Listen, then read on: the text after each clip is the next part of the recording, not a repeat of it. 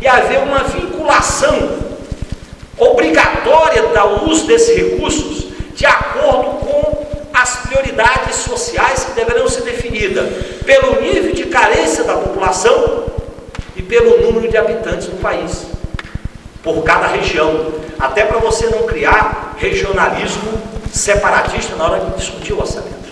Esse negócio de deputado fazer emenda, espalhando emenda pelo Brasil afora, é um convite à corrupção. Mudar a imunidade parlamentar, que isso depende de mudança na Constituição. O deputado tem que ter imunidade para exercer o mandato, isto é, para falar, para denunciar, para investigar, para estar ao lado dos movimentos sociais. Mas ele não pode ter imunidade para crime comum, nem para crime de corrupção. Isto é, para crime de corrupção não precisa de autorização para processar, nem para prender deputado. Ele tem que ser igualado a qualquer cidadão. Isso precisa mudar. É necessário também a gente mudar a sistemática de descentralização do poder nesse país. É muito mais fácil você descentralizar o poder com as comunidades, com os municípios, com os estados, para facilitar a fiscalização, do que você ter o poder centralizado em Brasília, em que uma meia dúzia de burocrata, junto com os ministros, pode montar um esquema de anões do orçamento ou esquema de PC. Se você pulveriza isso, e você tem um mecanismo de fiscalização da sociedade, você tem maior capacidade de controlar e de denunciar, principalmente se você tiver organização popular, se você tiver imprensa, se você tiver mecanismos de cobrar e de fiscalizar. Nós temos que mudar também os mecanismos de fiscalização sobre o Estado. O Estado tem que ser fiscalizado pela sociedade civil, tanto no sentido da aplicação dos recursos, como no acompanhamento da execução de obras. Vocês viram que nós temos, entre as sugestões dessa CPI, nós temos que ter uma nova lei de licitações do Brasil. E é impressionante que hoje, eu estava vendo nos jornais, que eles estão incluindo na Itália personalidades que não são de partidos, que não são do Poder Judiciário nem do Poder Legislativo, como fiscalizadores de licitações. Então você tem uma obra de uma estrada, de um metrô, você tem que ter pessoas que não são deputados, portanto não têm interesse, que não são executivos, para fiscalizar a planilha de obras, o programa, as datas, porque são os defensores da cidadania. Isso é fundamental, que está incluído lá. Depois nós temos um conjunto de medidas, que eu nem vou detalhar aqui, porque seria muito técnico, de mudança no funcionamento interno do parlamento brasileiro. O parlamento, ele conseguiu alguns mecanismos democráticos a partir da Constituição de 88, mas ele não transformou esses mecanismos em agilidade no funcionamento interno, nas comissões, nas apurações. Então tem uma série de medidas de mudança nos regimentos internos das duas casas para fiscalizar, o próprio parlamento se fiscalizar com a participação de outras instituições do Estado. Eu diria para vocês que o Brasil está passando por uma espécie de uma revolução ética e democrática. O Brasil está passando pelo fim de uma era e o início de novos valores. É uma nova cultura política que está renascendo dos estertores de uma cultura velha. A cultura velha que foi simbolizada muito bem pelo que significou a eleição do Collor, pela esperteza, pelo vivão, a ideia de manipular as pessoas, a ideia da aparência, a ideia da lei do gesto. Essa cultura, ela está se quebrando. Nós estamos vivendo o fim de uma era e o início de uma nova era. Na verdade, o Brasil está se debatendo entre duas maneiras diferentes de fazer política.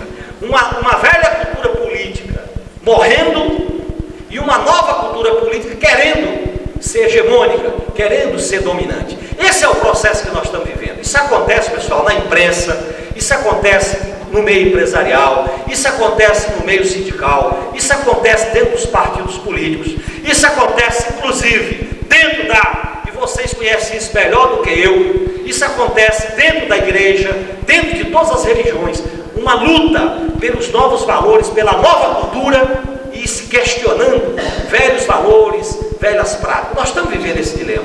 Eu entendo que essa travessia, ela é extremamente delicada, porque você fazer uma espécie de revolução democrática e ética, sem tanque, sem sangue, é um processo demorado, não é de uma vez que se faz isso.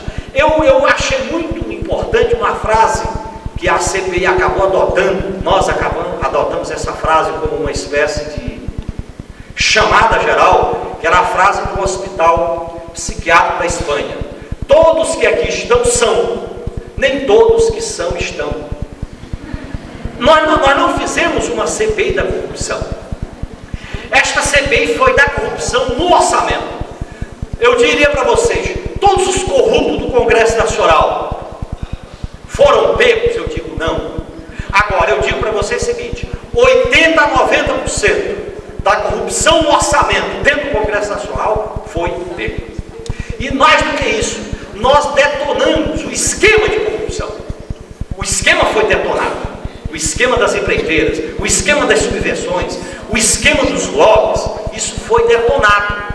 É claro que nós não podemos imaginar que, se pararmos agora, não completou a tarefa. Primeiro que nós temos que punir os citados na CPI, que essa é uma tarefa dolorosa, porque agora vocês vão ver pela imprensa a pauleira que vai acontecer dentro do Congresso, porque é mais ou menos como uma onça que, sabendo que vai morrer, ela joga tudo para morrer. Então vai haver briga física, vai haver xingamento, vai haver a tática, que é muito importante as pessoas estarem atentas, que eu chamei da tática do gambá. O gambá, quando quer se defender, ele espalha mau cheiro. Para todo mundo, aqui está todo mundo com mau cheiro. Não é isso? É claro que esses caras que sabendo que vão ser caçados, eles vão, tem mais corrupto, tem isso e aquilo outro, para poder bagunçar, para poder sujar e eles não serem visados. Vai ter conflito físico. Já nós tivemos algumas ameaças na CPI, certamente teremos várias ameaças, porque não é um processo normal, como o que a Itália viveu. A Itália deu licença, eles são punidos por outro poder, acabou. Aqui não, nós estamos punindo com o cara ali dentro se defendendo e convivendo com esse drama. Portanto, vai ser um embate duro e nós temos que completar isso aí. Segundo, nós temos que tomar as medidas preventivas, como na medicina, as medidas da medicina preventiva. Algumas medidas homeopáticas, outras medidas alopáticas e outras medidas de sangrar. Não tem jeito, nós temos que tomar essas medidas. E esperando que as eleições de 94, em vez de produzir o abstencionismo, o voto nulo, o ceticismo do cidadão, essa eleição represente uma nova maioria política desse país, pessoal. Porque é impressionante uma coisa, vocês sabem que nós somos minoria no Congresso Nacional, mas como nós temos visibilidade, nós somos responsabilizados perante a opinião pública pelo que ocorre no Congresso Nacional. Nós, deputados, nós do PT, inclusive nós do PT, claro, e de outros partidos, que não é só o PT não. Você sabe que lá no Congresso nós tivemos inclusive uma experiência importante. O PT não teve nenhum deputado citado, outros partidos tiveram citado, mas não tinha nada. Tem muita gente no Congresso Nacional, gente séria, que nós trabalhamos com muita seriedade, com muita transparência. Mas essas pessoas que têm visibilidade são as pessoas que recebem o desgaste do ceticismo da população. Porque o eleitor que vota por camiseta, por churrasco, que é o que vota por dinheiro do João Alves da vida, essas pessoas poderão votar nesse tipo de gente, porque lamentavelmente a cidadania material não se transformou ainda em cidadania de consciência. E quanto mais a miséria social, melhor, pior a cidadania do ponto de vista de consciência. Então esse é um problema que, se a eleição de 94 representar novos valores, uma nova ética na política, completar essa revolução cultural, essa revolução democrática, aí sim nós estaremos consolidando essa fase nova no país, se refletir no poder executivo, no poder legislativo, etc, etc. Eu sou otimista com essa possibilidade. Eu sou otimista com essa possibilidade de nascer uma fase nova na política brasileira. Eu acho que essa CPI foi um ponto de um processo. Isso é uma mudança processual. Não é de uma vez que nós estamos pegando todos os corruptos do Brasil. Eu digo até que nós estamos pegando os principais esquemas, que foi o esquema no Poder Executivo, tirando o Presidente da República, coisa que nem um país democrático do mundo fez. cassação de 18 deputados. Eu assisti uma cena engraçadíssima. No dia do relatório final, eu estava dando uma entrevista e tinha jornalistas brasileiros e jornalistas estrangeiros. E era impressionante que os jornalistas brasileiros questionavam a gente se a CPI não ia terminar em pizza. E os jornalistas estrangeiros vibrando com o trabalho da CPI. Aí foi um jornalista da BBC de Londres que disse: olha, parlamento nenhum do mundo foi capaz de uma só vez propor 18 cassações. Aí eu disse: nem o mais antigo, que é o da Inglaterra. Exatamente, nunca aconteceu isso. Nós estamos criando coisas inéditas no Brasil. Primeiro que nós nunca tiramos o presidente da República por corrupção em país nenhum do mundo na democracia. E o Brasil fez isso. Segundo, de uma só vez a gente propõe 18 cassações. Nenhum parlamento do mundo fez isso até hoje. Mas a consciência do povo brasileiro não valoriza esses ganhos políticos e democráticos. E eu acho que nós temos que, sem quebrar, com essa visão crítica, com a dúvida, com a fiscalização que tem que ser cada vez maior, a dúvida, a fiscalização, o protesto tem que ser cada vez maior, mas nós temos que partir dessas vitórias que são importantes, são muito importantes.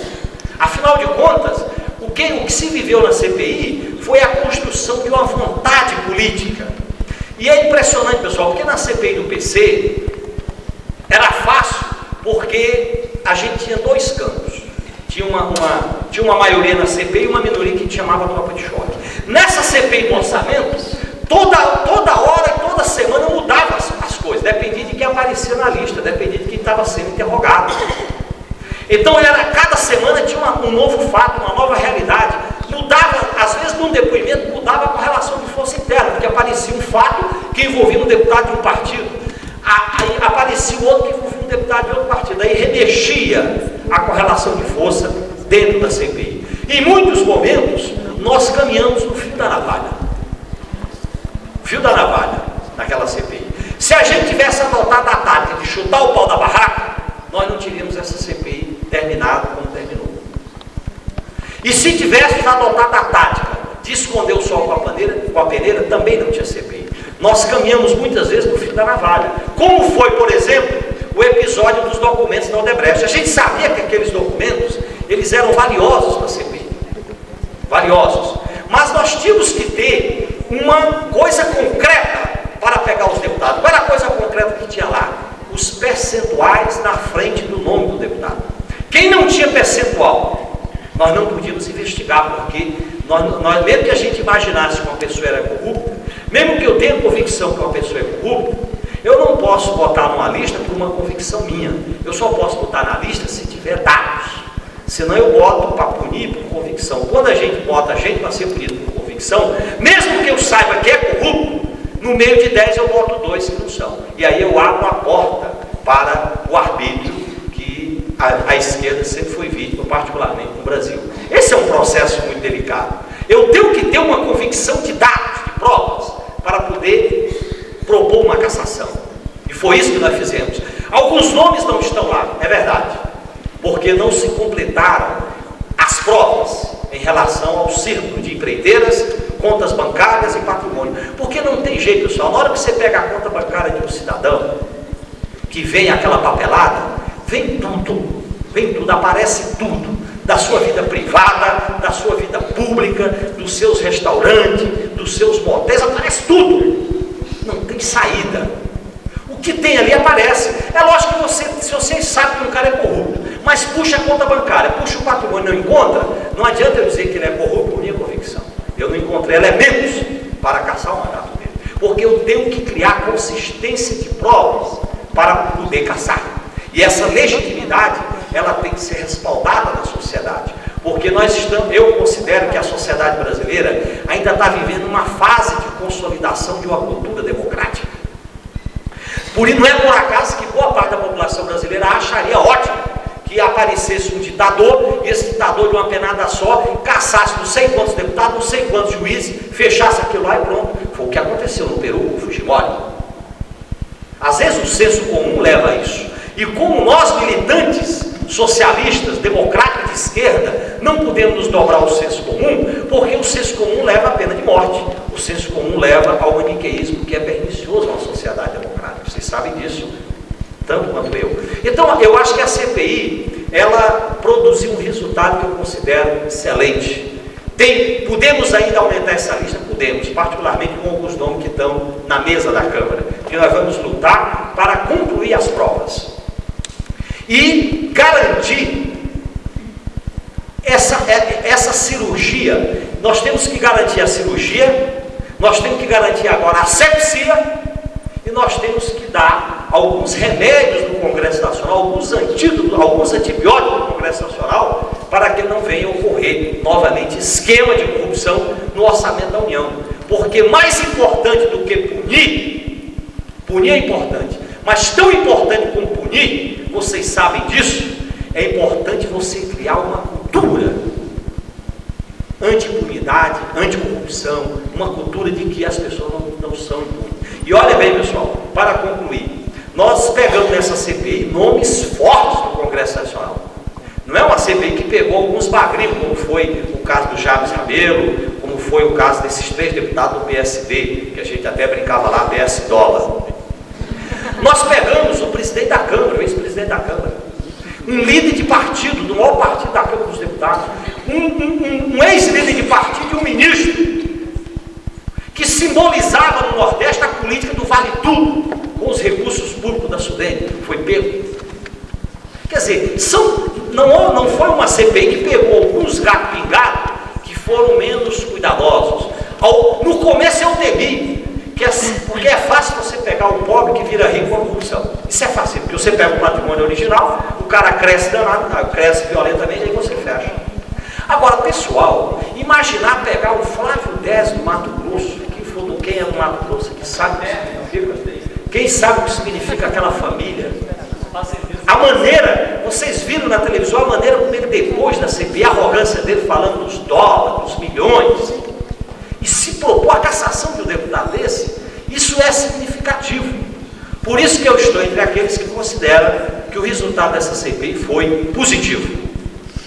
Para por aí não, foi positivo nessa circunstância para a continuidade dessas tarefas aí, principalmente as tarefas reformuladoras, saneadoras e de conscientização da população.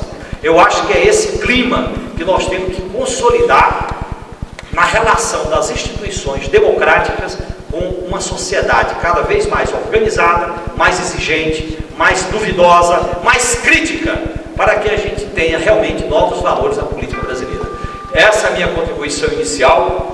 Outras questões e outros assuntos eu posso esclarecer melhor com a quantidade de perguntas que estou aí. Muito obrigado.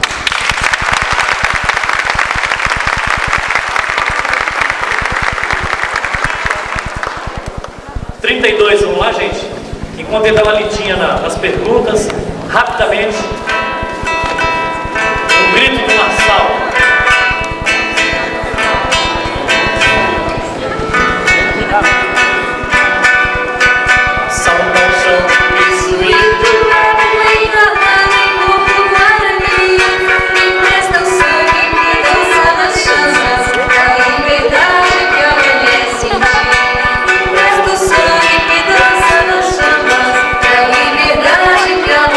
Sentir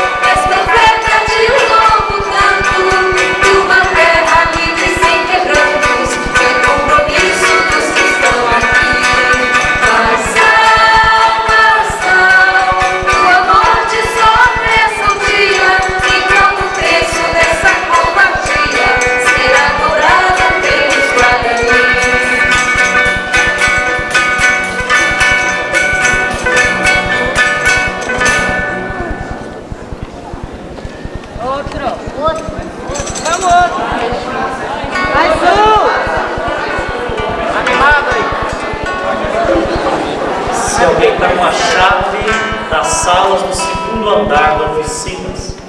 Guarani. Isso, teve que sair, não achou a chave para fechar as salas.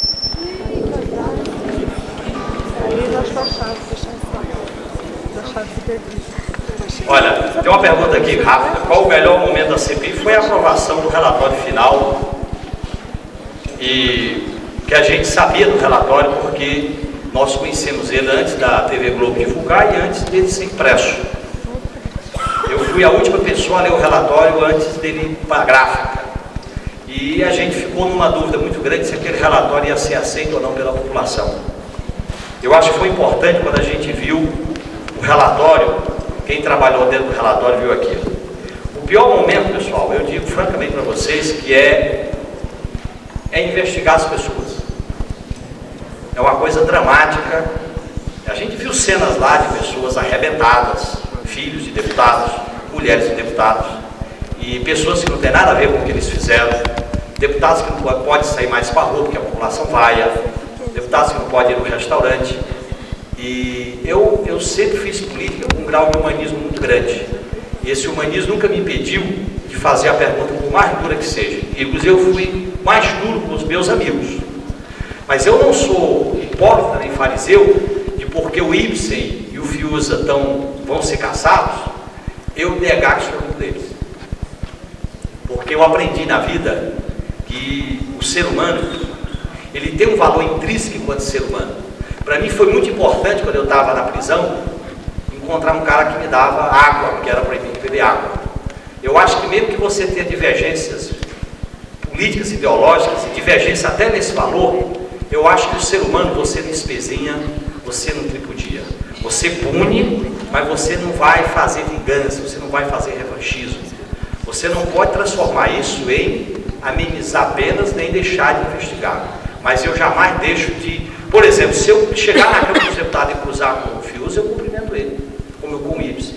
Porque, do contrário, eu estaria sendo rancoroso a um nível tal que não tem nada a ver em punir, em caçar o mandato. Por isso que uma pergunta que me fez em relação a por que eu disse que sou amigo do Fiuza, eu disse isso mesmo. Eu sou amigo do Fiuza, do Ibsen. Isso não impediu de votar pela cassação dele, nem vai impedir, nem muito menos de dizer para o Ibsen. Um dia ele estava se lastimando na Câmara, que ele estava sendo caçado por motivos menores, eu disse: olha, Ibsen, você nem devia fazer isso, porque você foi presidente da Câmara, teve todo o poder e não mudou a comissão de orçamento. Se há alguém que deve ser caçado até por omissão, é você.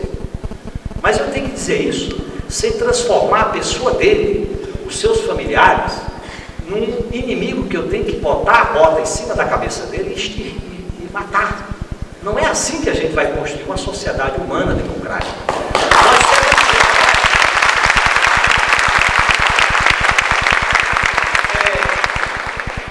A revolução que nós queremos, ela é generosa nos fins e nos meios. Todo o processo de mudança, quando é generoso nos objetivos, mas é mesquinho nos meios, ela vira barbárie. Eu acho que a esquerda tem, inclusive, uma conta pesada com algumas barbáries que foi construída ao longo da história da humanidade. Por exemplo, eu sou contra a pena de morte em qualquer sistema. Eu sou contra a pena de morte do torturador, porque eu não posso usar a lei do olho por olho, dente por dente. Se eu quero uma nova sociedade, eu tenho que espelhar esses novos valores. E para mim foi muito duro ver pessoas arrebentadas, eu sabia que estavam, né? E dizer para eles que tinha que ser punido, tá certo? Nem falo das pressões, etc. Sobre o dinheiro de sequestro, o problema é o seguinte: o dinheiro, o sequestro dos bens desses deputados depende de decisão do judiciário. O que o Congresso pode fazer? Inquérito e tirar o mandato por decoro parlamentar. Nós não podemos fazer mais nada do que isso. Nós temos que fazer a investigação e fazer um inquérito.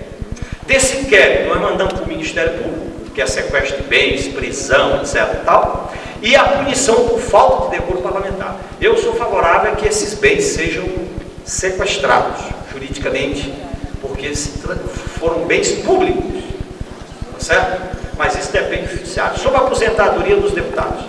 Olha, pessoal, foi até bom essa pergunta aqui, que eu ligaria com a outra.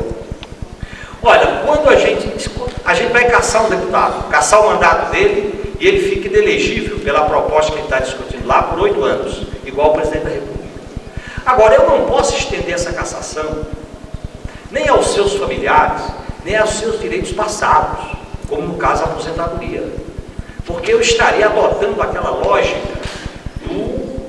de de uma vingança pequena.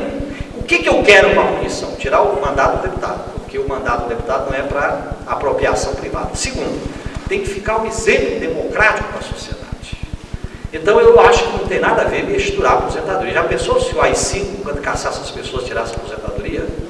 Nós brigamos contra o AI-5 por causa disso, né? Inclusive muitos companheiros que foram caçados pelo AI-5 hoje estão revendo aposentadorias. Portanto, nós não podemos, eu sei que são situações diferentes, mas nós não podemos. Tem coisas que são valores universais que a gente não pode cometer. Tem universalidade. Eu não tinha essa visão como homem de esquerda, mas passei a ter essa visão. Para mim tem valores que são universais, eu não faço com ninguém, porque eu não posso ultrapassar a fronteira daquilo que é o bem comum, que é um bem para todo ser humano. Eu acho que o direito de aposentadoria não podia ser eliminado.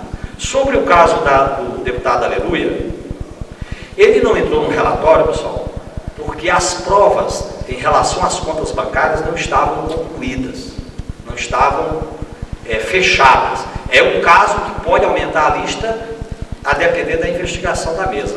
Eu acho que era o deputado mais comprometido com os documentos da Odebrecht, porque era o mais citado, que tinha um projeto da Odebrecht que envolvia ele, era uma espécie de representante da Odebrecht no Congresso.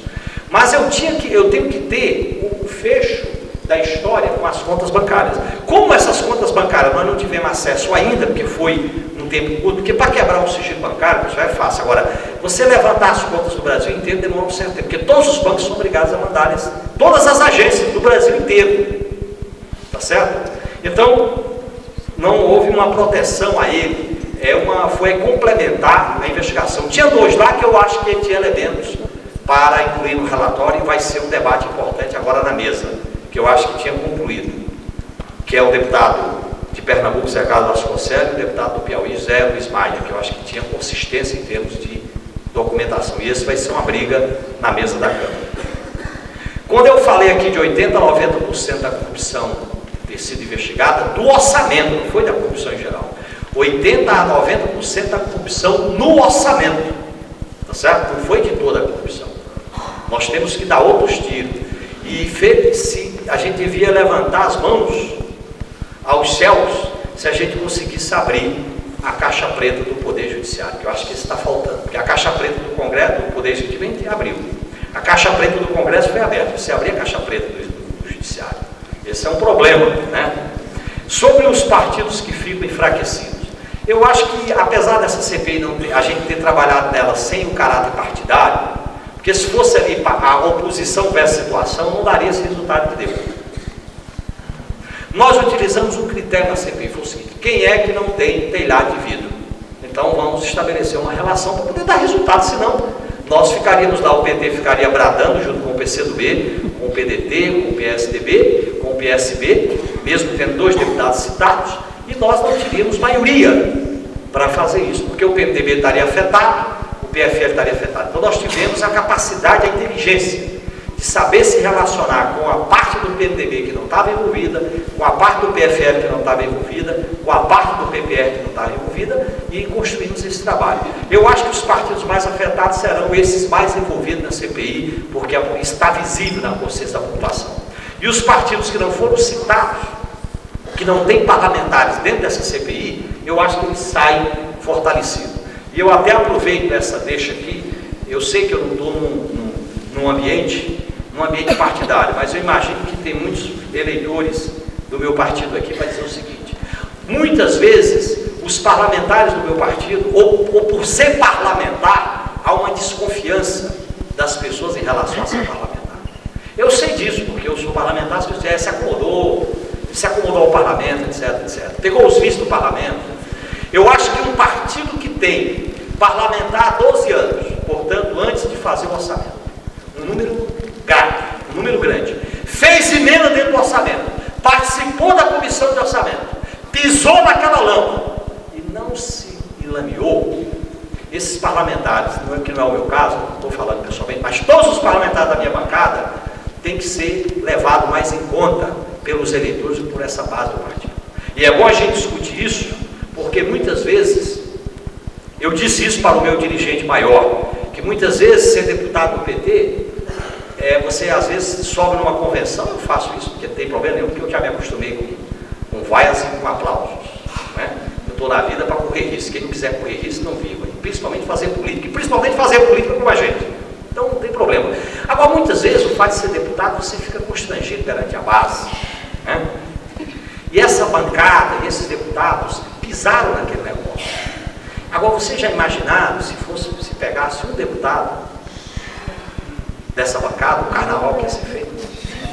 Pois é, pessoal. Então eu acho que isso é importante dizer isso, principalmente para os eleitores. Eu não estou falando em meu nome, eu estou falando em nome de vários congressos que muitas vezes eu vi. O fato da pessoa ser deputada já é um sinal, você já tem um sinal vermelho de cuidado, né? E às vezes alguns companheiros sindicalistas botam a camiseta da CUT e dizem, eu sou o bem. E vocês estão vendo os problemas que estão ocorrendo dentro do movimento sindical, que não tem nada a ver com o que Maluf está querendo, Medeiros está falando, mas que tem problemas de natureza ética e democrática dentro do movimento sindical, tem. Porque você não utiliza métodos selvagens, truculentos, nem bárbaros para resolver divergências sindicais.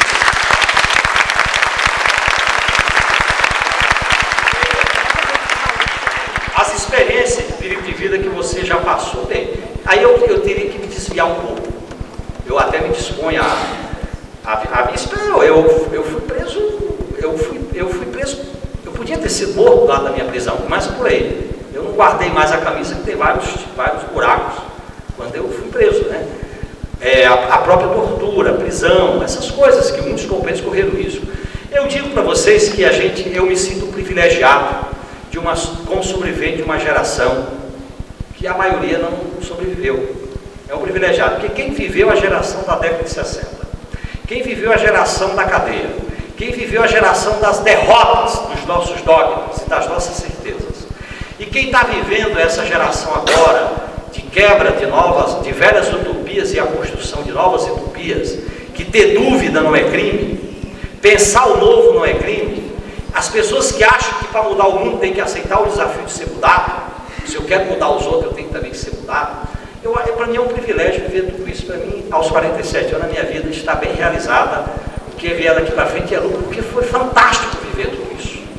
Como eu faço política por amor, por paixão, eu não faço por carreira, eu não faço porque quero ter voto, eu faço porque eu gosto de correr risco.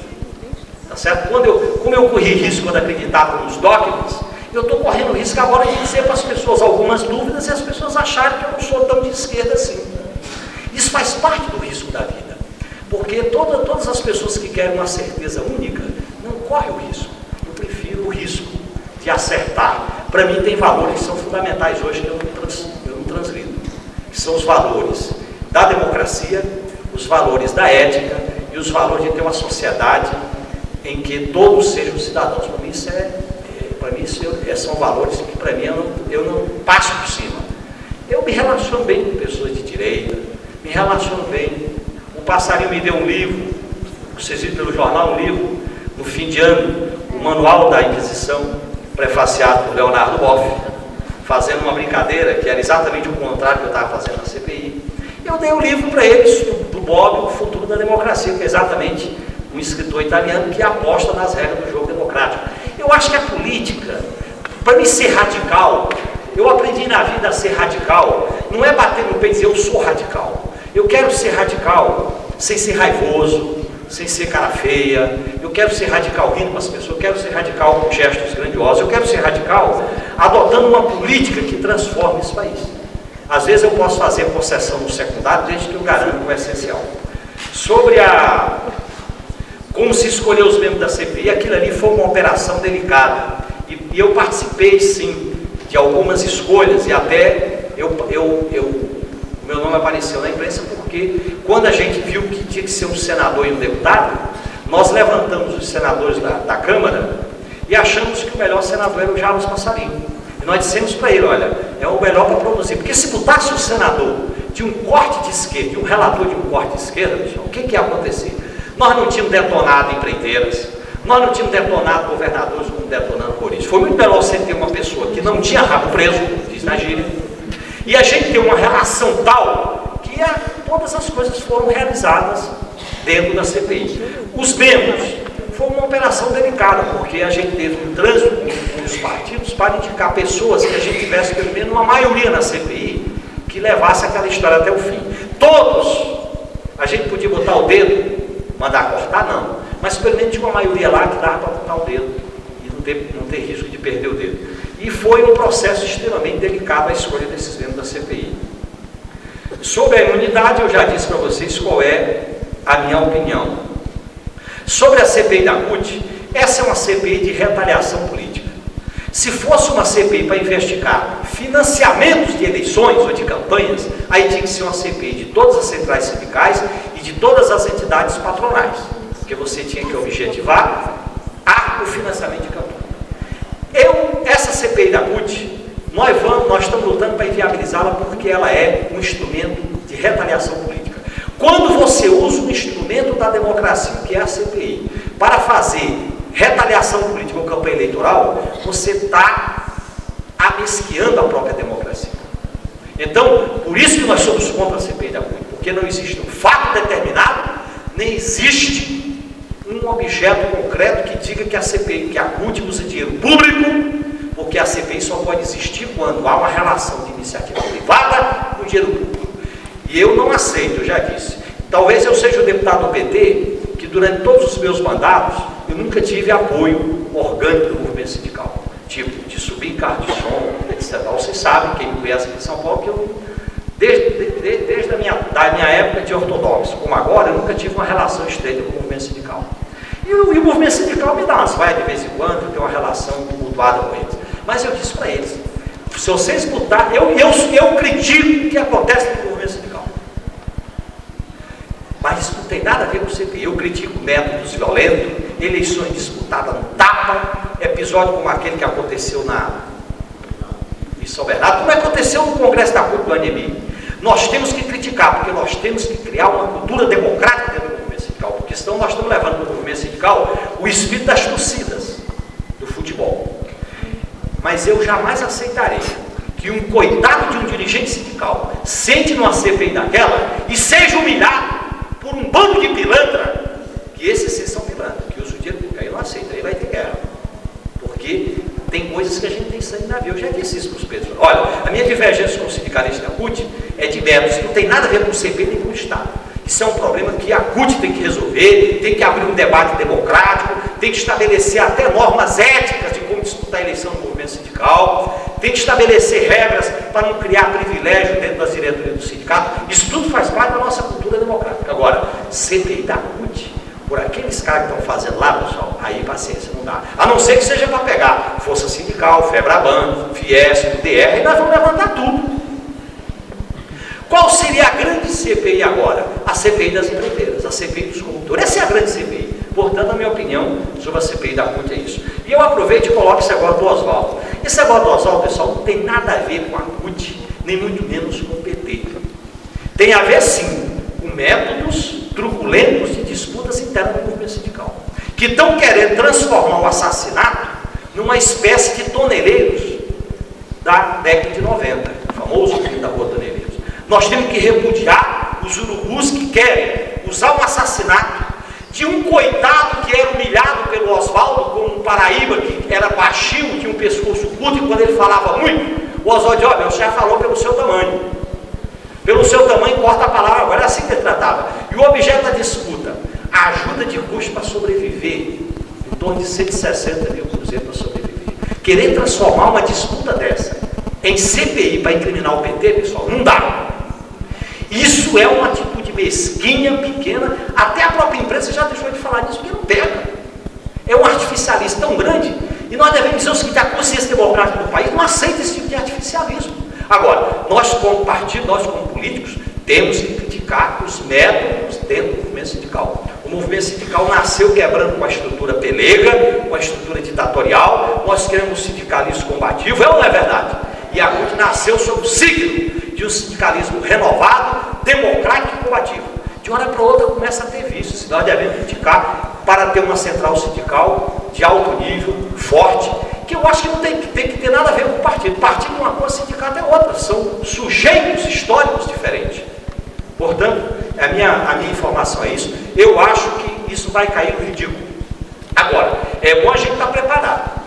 Que na medida em que eles não têm uma alternativa para nos derrotar em 94, eles vão cair no desespero de artificialidade artificial para jogar tudo contra nós. E às vezes, pessoal, a gente pode morder a isca deles. O que eu chamo de morder a isca? Eles nos atacam, aí a gente se fecha e fica, como se diz, duro. O que eles querem com esse negócio do assassinato? Não é atingir o Lula, não é atingir o PT. O que eles querem é dizer que a base do PT é violenta, mata, e se o Lula ganhar a eleição, essa base vai gerar instabilidade no país, para criar o medo na classe média. É isso que eles querem. É a mesma história do segundo turno, que ia tomar apartamento, ia tomar carro. Vocês se lembram dessa história? É isso que eles querem incutir na população. E quem viveu aqui em São Paulo sabe que o maluco fazia o quê? O Suplicy tudo bem, aí no dia tudo bem. O problema é o PT. Vocês sabem disso aí. Por isso que o PT não pode morder a isca e dizer olho por olho, dente por dente. Nós temos que dizer o seguinte: isso é provocação, nós não respondemos provocação, isso é desespero, e manter uma atitude tranquila, ampla, democrática, buscar aliados e a gente cumprir essa tarefa histórica que é ganhar as eleições de 94. Se a gente morde a isca e eles nos provocam e a gente fica raivoso, aí a gente vai para o isolamento. O que eles querem é botar a gente no isolamento. O que mais incomoda eles é quando eles veem que o PT não está isolado, que a candidatura do Lula não está isolada. Por isso que eles vão fazer muitas provocações e nós não podemos entrar nelas. É a minha avaliação.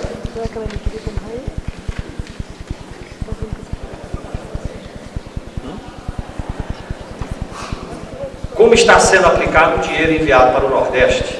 Olha, essa CPI teve várias pontas que não estão fechadas. Uma das pontas, vocês viram hoje no Jornal da Tarde, uma entrevista brilhante de uma pessoa brilhante, que eu aprendi a respeitar muito, já respeitava muito e respeito mais ainda, que é o senador Bisol, em que ele mostrou, com o levantamento que ele fez da Sudene, a Sudene está servindo no Nordeste para pegar dinheiro público e enriquecer meia dúzia de empresários. E se nós não detonarmos aqueles esquemas da Sudene, do Denox, do DNR e da Codevasp, qualquer dinheiro que vá para o Nordeste, na melhor das hipóteses, 30% vai chegar lá no povo, porque o resto fica nos escaninhos dos intermediários. E eu acho, inclusive, que uma grande reforma desses órgãos no Nordeste precisa ser feita. E eu lembraria para vocês um trabalho brilhante de um senador do Ceará, o Beni Veras, que ele fez um diagnóstico dos organismos que cuidam das políticas sociais do Nordeste.